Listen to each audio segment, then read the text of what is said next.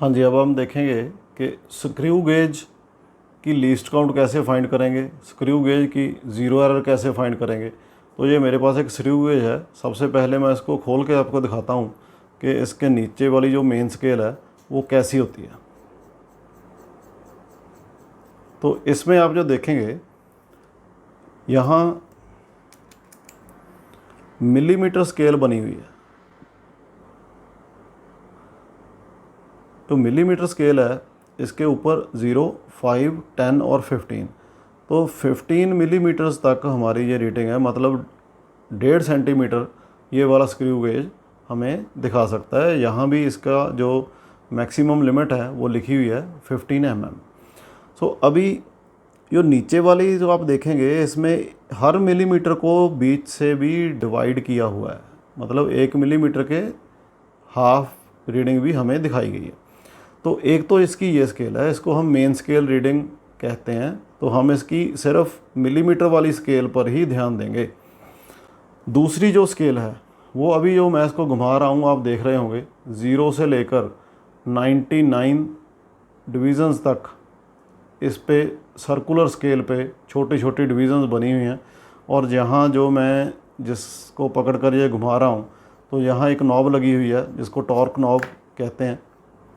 सो torque knob का मतलब क्या होता है, अभी आप इसको बंद करेंगे तो आपको दिखाऊंगा कि क्या इसका यूज़ है। जो देखिए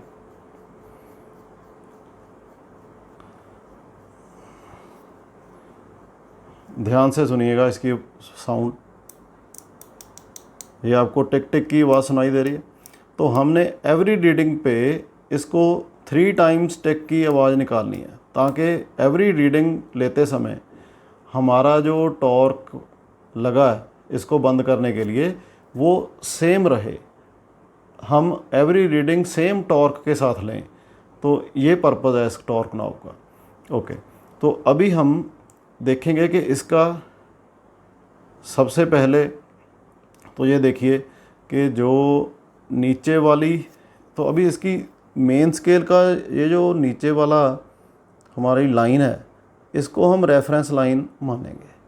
मतलब सर्कुलर रीडिंग की जो डिवीज़न है वो हमने इस लाइन पे देखनी है कि इस लाइन पे कितनी रीडिंग होगी।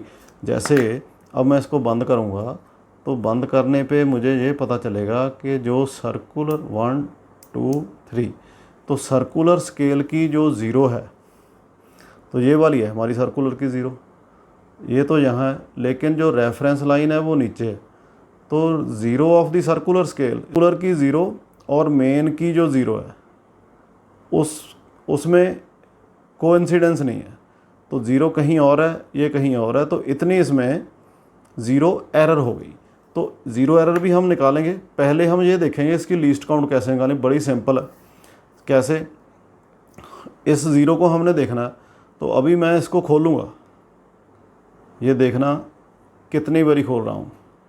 तो ज़ीरो घूम के अभी वापस आ गई मेरे पास, एक टर्न हो गई। और अभी मैं सेकंड टाइम इसको घुमा रहा हूँ, दूसरी बार ज़ीरो वापस आ गई मेरे पास। अभी मैं तीसरी बारी घुमाऊँगा तो तीसरी बारी ज़ीरो वापस आ गई है।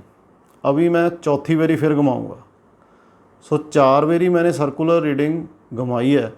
और नीचे आप देख रहे हो जो मेन स्केल है, मेन स्केल की कितना लेंथ उसमें मूव कर गया है। सर्कुलर स्केल को 4 रोटेशंस दी हैं और मेन स्केल में 2 mm की लेंथ आगे मूव कर गई है। सो अभी लीस्ट काउंट निकालेंगे हम। सो देखिए कैसे निकालते हैं। सो रोटेशंस दी हैं हमने, number of rotations given to circular scale, कितनी दी हैं जी रोटेशंस, 4 रोटेशंस दी हैं। तो अभी ये भी देखो आप कि एक रोटेशंस में कितनी स्मॉल डिवीज़न है। सो एक रोटेशन में 0 से लेकर 99 तक टोटल 100 डिवीज़न्स होगी। तो इसका मतलब ये हुआ कि हमने टोटल स्मॉलेस्ट जो डिवीज़न्स हैं वो टोटल स्मॉलेस्ट डिवीज़न्स कितनी रोटेट कर दी हैं, 400, और 400 डिवीज़न्स घुमाने से हमारी मेन स्केल कितना मूव हुई है। So reading on main scale of screw gauge is shifted 2 mm। ये एक बात और आपको बताना चाहता हूँ कि ये सभी स्क्रू गेज की डिफरेंट हो सकती है। जैसे ये 15 mm का स्क्रू गेज है, आपके पास 20 mm का भी हो सकता है। किसी एक इंस्ट्रूमेंट की जो लीस्ट काउंट है वो दूसरी से डिफरेंट हो सकती है।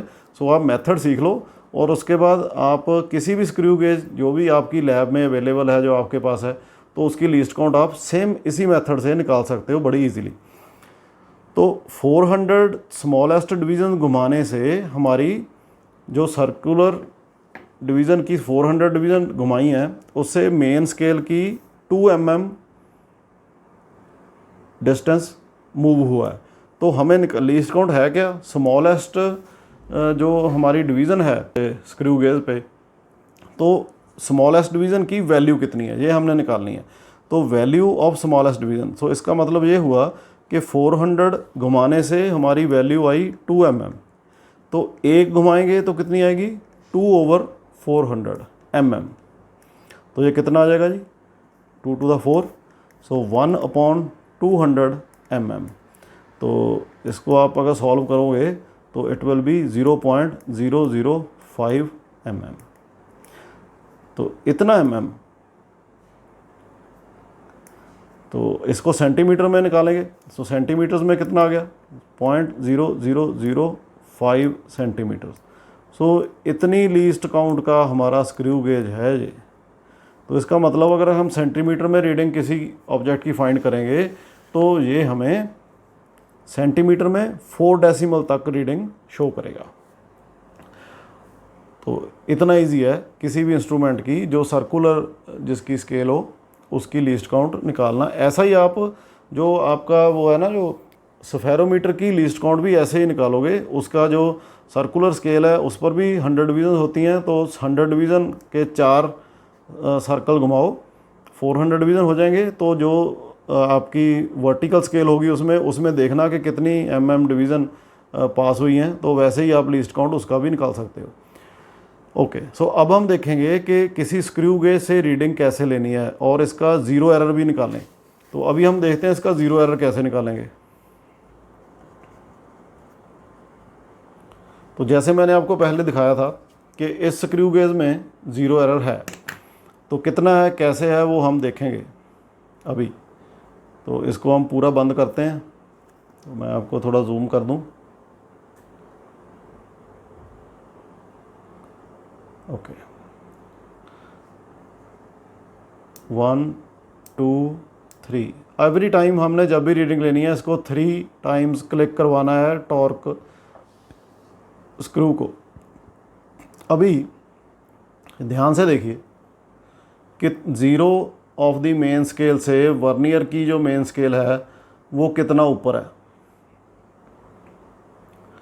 So it is 1 2 3 4। Okay, 4 divisions 0 हमारी ऊपर है। तो इसका मतलब ये हुआ कि जब हम इसकी रीडिंग लेनी स्टार्ट करेंगे, देखना रीडिंग तो हम 0 से स्टार्ट करेंगे, उधर हमारा आगे 10 है, तो 0 से इस तरफ रीडिंग शुरू होगी। तो जब मैं इसको घुमाऊंगा, अभी देखिए कब खुलना शुरू होगा, जब मैं इसको एंटी क्लॉकवाइज घुमाना शुरू होगा। तो इसका मतलब ये हुआ कि हम 4 डिवीज़न्स इसकी कम देख रहे हैं एवरी टाइम। तो 4 डिवीज़न्स वैल्यू कम देखेंगे, इसका मतलब घुमाना लेकिन ज़्यादा पड़ा। तो हमें क्या करना पड़ेगा, एवरी रीडिंग में हमें यहाँ तक तो ऐड करना पड़ेगा। सपोज करो 10 पे रीडिंग लें, रीडिंग हमारी इतनी आई है, लेकिन हम इसको कितना ज़्यादा घुमा रहे हैं, 4 रीडिंग्स हम ज़्यादा घुमाया है। तो अगर 10 रीडिंग है तो 10 डिवीज़न नहीं है, एक्चुअली ये 14 है। तो इसका मतलब ये हुआ कि हमें जितनी ज़ीरो एरर है वो एवरी टाइम हमें ऐड करनी पड़ेगी। तो अभी देखते हैं कि इसकी वैल्यू कैसे निकालेंगे। जैसे 4 डिवीज़न का हमारे पास डिफरेंस है, तो लीस्ट काउंट हमने पहले निकाल लिया कि एक स्मॉलेस्ट जो डिवीज़न है उसकी वैल्यू है हमारे पास 0.0005 सेंटीमीटर्स। सो अगर हमारी 4 डिवीज़न्स की ज़ीरो एरर है तो हमें इसका मतलब 4 टाइम्स 0.0005 सेंटीमीटर एवरी रीडिंग में ऐड करना पड़ेगा। तो इसकी वैल्यू निकाल लीजिए, 4 5 ज़ा 20, सो इट इज़ 20, इतना हम ऐड करेंगे। तो ये हमारी इसमें ज़ीरो एरर आ गई है। तो अब हम देखते हैं कि इसकी हेल्प से कैसे हमने रीडिंग लेते हैं। तो अभी एक छोटी सी वायर ले लेते हैं, उसका वायर का पीस को उसका डायमीटर फाइंड करने की कोशिश करते हैं।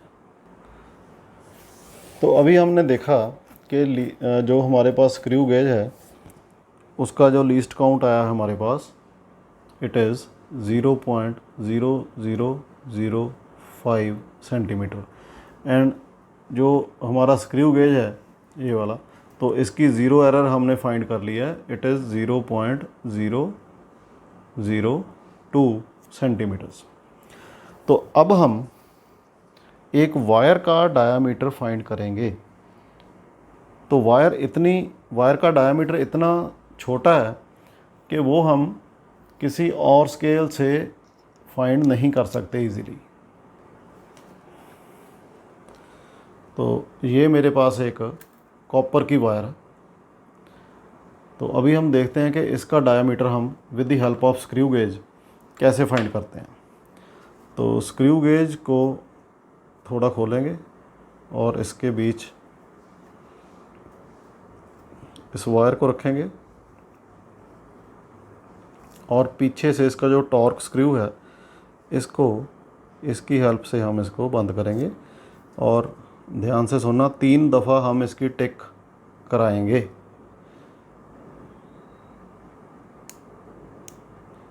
पर्पज़ हम आपको बताया पहले कि एवरी रीडिंग में हम इक्वल टॉर्क अप्लाई करें, तो इसका ये पर्पज़ है।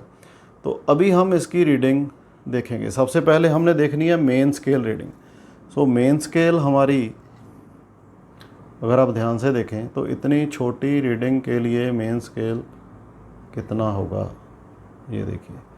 तो अभी आपको दिखाई दे रही है नीचे से मेन स्केल दिखाई दे रही है, वो हमारा ज़ीरो है मेन स्केल का। तो ज़ीरो के बिल्कुल थोड़ा ही मूव किया है सर्कुलर स्केल। सर्कुलर स्केल का जो ये वाला सिरा है, एंड है, उसी को हमने देखना है। सर्कुलर स्केल के सिरे को ही देखना है कि वो कितने ही दूर तक गया है। तो मेन स्केल रीडिंग हमारी हो गई जी। So main scale reading is 0 centimetre. अभी सर्कुलर स्केल रीडिंग देखिए कितनी है, कितनी डिविजन्स हमारी, जो ये वाली लाइन है ये वाली, तो कितनी डिविजन्स हमारी यहाँ आ गई हैं। ध्यान से देखिए।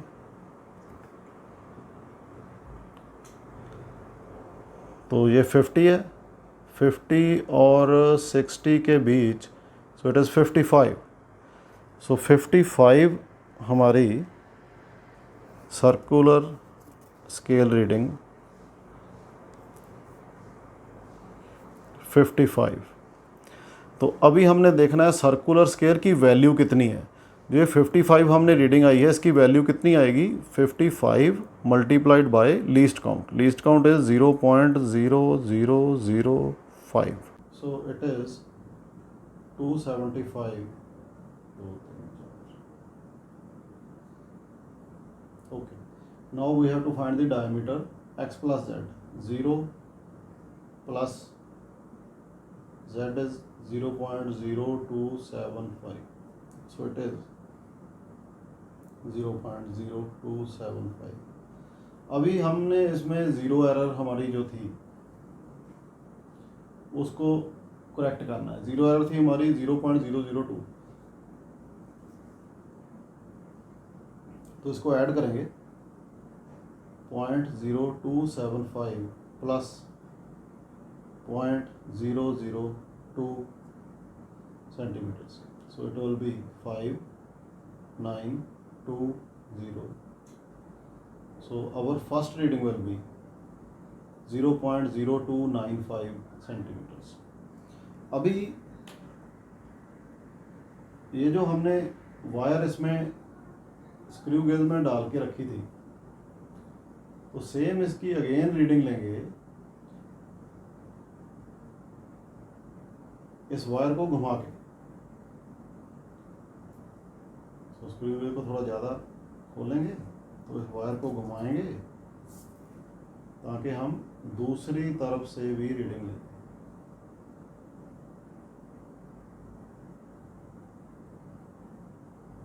सो अगेन इसको 3 दफ़ा 1 2 3 3 दफ़ा इसको घुमाएंगे। तो देखिए मेन स्केल रीडिंग और सर्कुलर स्केल रीडिंग कितनी आ रही है। देखिए इट इज 54, सो 50 and 4। सो अभी हमारी रीडिंग आई है 54। ये हमारी पहली रीडिंग जहाँ पे हमने ली है वायर की, उसके 90 डिग्री एंगल पे हमने ये रीडिंग ली है। जैसे मैं अभी आपको बताता हूँ कि ये अगर हमारी वायर है तो पहले हमने इस एंड पे रीडिंग ली है इधर से, अब हमने इस एंड पे रीडिंग ली है। तो main scale is 0 again, but the circular scale is 54। तो अभी हमारा जो Z है वो आएगा 54 times 0.0005 which will be equal to,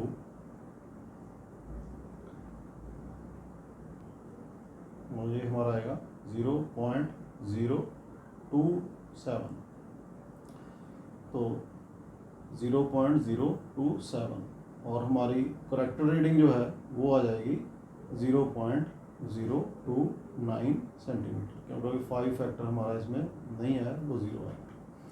तो इसी तरह हम किसी और जगह पे इस स्क्रू गेज की अब थर्ड रीडिंग लेंगे।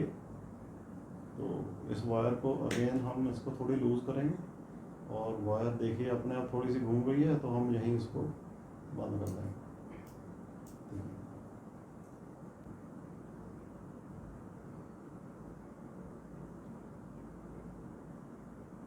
अभी अगर आप देख रहे हो तो इट इज 56। ओके, तो मेन स्केल अगेन हमारी 0 है and our circular scale is 56। So अभी Z हमारी आ जाएगी 56 times 0.0005 which will be equal to 0.028। So 0.0280 and correct reading will be 0.030 centimetre. तो अभी हमारे पास 3 रीडिंग्स आ गई हैं इस वायर के डायमीटर की। मीन डायमीटर निकालेंगे।